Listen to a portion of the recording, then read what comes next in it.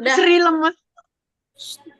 Bismillahirrahmanirrahim. Assalamualaikum warahmatullahi wabarakatuh. Perkenalkan, kami dari kelompok 4. Pada kali ini akan mempresentasikan terkait hasil diskusi kami mengenai karakteristik pasien untuk memenuhi tugas dari PIKO. Selanjutnya, di sini kami ada terdiri dari 5 orang anggota. Yang pertama, ada Regina Rahmadani, kemudian Dela Kurnia Saputri, kemudian saya sendiri, Lira Abdillah, Kesha Amanda Aulia, serta Sri Handayani. Selanjutnya kami mendapatkan pasien sok tahu. Kasusnya seorang wanita datang ke apotek untuk menebus resep dokter yang diberikan untuk mengobati infeksi saluran pernafasan. Namun hanya sebagian obat yang ingin ditebus olehnya karena beberapa dianggap tidak penting seperti antibiotik. Telah dijelaskan oleh apoteker bahwa antibiotik harus ditebus dan dikonsumsi sesuai anjuran agar infeksi bisa ditangani secara optimal dan mencegah resistensi. Penolakan tetap disampaikan oleh pasien dan hanya obat simptomatik yang ingin ditebus. Kemudian ada strategi yang pertama, report building, yaitu membangun hubungan yang baik dengan pasien. Hal ini dapat dilakukan dengan menyambut ramah pasien dan bahasa tubuh terbuka. Kemudian yang kedua, active listening. Biarkan pasien menyampaikan keluhan dan keyakinan terlebih dahulu, tanpa langsung menyanggah. Tunjukkan bahwa apoteker mendengarkan dengan anggukan atau pengulangan singkat. Yang ketiga, edukasi empatik. Menjelaskan alasan ilmiah dengan bahasa sederhana. Hindari kalimat yang menyalahkan atau terkesan merendahkan. Baik, berikut untuk contoh konselingnya. Atas nama Ibu Sari, Iya, saya Mbak. silakan duduk. Ibu, ini saya bicara dengan Ibu Sari sendiri ya. Iya, Saya konfirmasi resepnya terlebih dahulu ya, Bu. Untuk resepnya itu diperiksa oleh Dokter Syifa di Klinik MTH. Ini ada beberapa obat di resepnya yaitu amoxicillin 500 mg, paracetamol 500 mg, bromhexin 8 mg, dan omeprazol 20 mg. Benar ya, Ibu? iya. Sebelumnya, perkenalkan Ibu, saya Apoteker Sri Handayani yang bertugas di apotek hari ini. Perkenankan saya meminta waktu Ibu sebentar, sekitar 5-10 menit untuk menggali informasi berkaitan dengan obatnya. Apakah Ibu bersedia? Iya, Baik, sebelumnya Ibu sudah nyaman duduk di sini, apa mau ke ruang konseling saja, Ibu? di sini aja Mbak.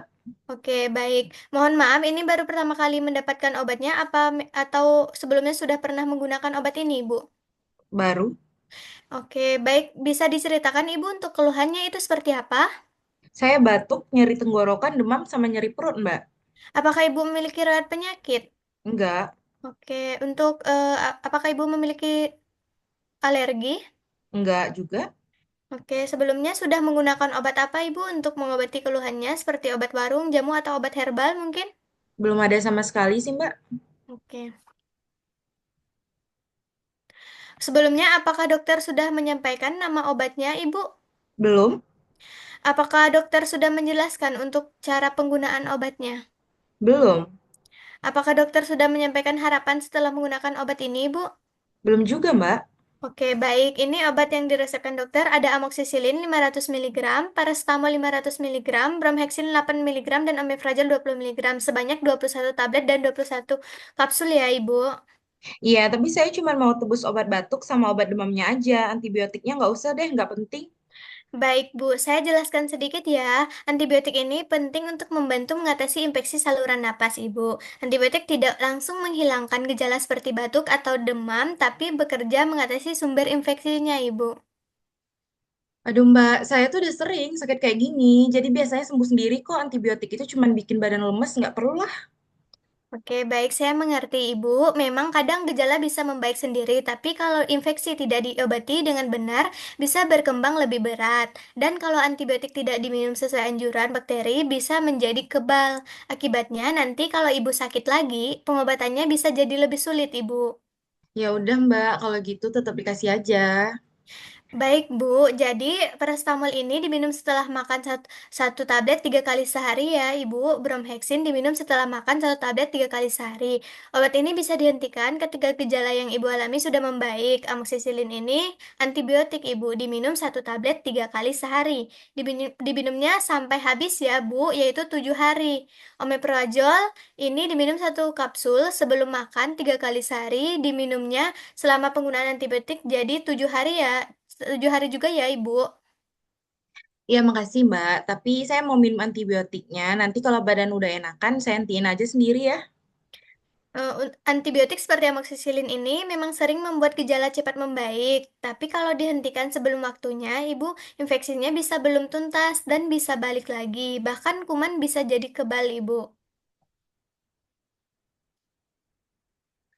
Ah, saya tuh dulu-dulu juga gitu, Mbak. Minum obat untuk keluhan seperti saat ini tuh 2 sampai 3 hari juga sembuh. Memang, ibu, gejala seperti batuk atau demam bisa cepat membaik, tapi infeksi bakterinya belum tertentu benar-benar hilang. Kalau minumnya tidak sampai habis 7 hari sesuai aturan, nanti kalau ibu sakit lagi, kuman itu bisa jadi lebih kuat dan butuh antibiotik yang lebih berat. Jadi kalau gitu harus tetap habisin ya walaupun udah sehat. Betul sekali, Ibu. Supaya infeksinya benar-benar bersih dan tubuh Ibu terlindungi dari risiko infeksi ulang atau kuman kebal, antibiotik ini diminum 3 kali sehari selama 7 hari ya, Bu. Ya udah kalau gitu saya ikutin aja anjuran dari dokter sama apoteker, jadi saya habisin aja semua obatnya. Baik, Ibu. Kalau boleh saya jelaskan sedikit, antibiotik ini penting untuk membantu mengatasi infeksi saluran napas, Ibu. Antibiotik tidak langsung menghilangkan gejala seperti batuk atau demam, tapi bekerja dengan mengatasi sumber infeksinya. Untuk efek samping obatnya ini biasanya diare, mual, sariawan, kembung. Namun ibu tenang saja, karena efek samping ini tidak terjadi pada setiap orang, ibu.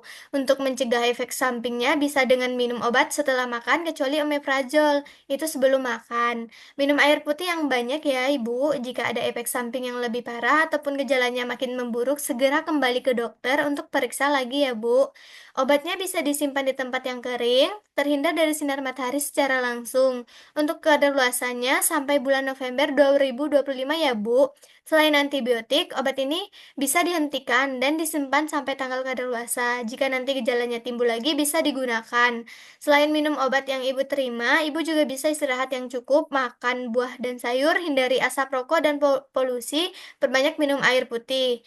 Baik, Ibu, apa ada yang ingin ditanyakan? Enggak, Mbak, udah jelas kok. Oke, jika sudah jelas, untuk memastikan apakah informasi yang saya sampaikan ada yang terlewat atau tidak, apakah Ibu berkenan untuk mengulangi kembali? Jadi tuh ini kan obatnya Mbak kasihnya antibiotik, penting untuk membantu penyembuhan daripada infeksi saya. Gitu aja kan, Mbak? Saya udah Ya, ngerti kok. ya, terima kasih. Boleh dibantu untuk nomor teleponnya Ibu? 012345. Oke, izin 2 sampai 3 hari ke depan, saya akan menghubungi Ibu untuk memastikan kondisi Ibu apakah sudah membaik melalui nomor yang telah Ibu berikan. Apakah Ibu berkenan? Iya, iya, nggak apa-apa, nggak apa-apa. Ibu bisa dihubungin jam berapa, Bu? Jam 5 sore aja, Mbak. Oke, baik Bu. Saya hubungi Ibu di jam 5 sore ini. Obatnya bisa diterima, bisa dibayar di kasir. Terima kasih sudah mengunjungi apotek ini. Semoga Ibu lekas sembuh ya, Bu. Iya, amin, makasih. Baik, berikut itu adalah hasil diskusi kami, kemudian juga kami memaparkan terkait contoh percakapan antara pasien dan apoteker sesuai dengan kasus yang kami berikan. Semoga yang kami paparkan dapat bermanfaat. Mohon dimaafkan apabila ada lebih atau misalkan kurang. Terima kasih. Wassalamualaikum warahmatullahi wabarakatuh. Waalaikumsalam.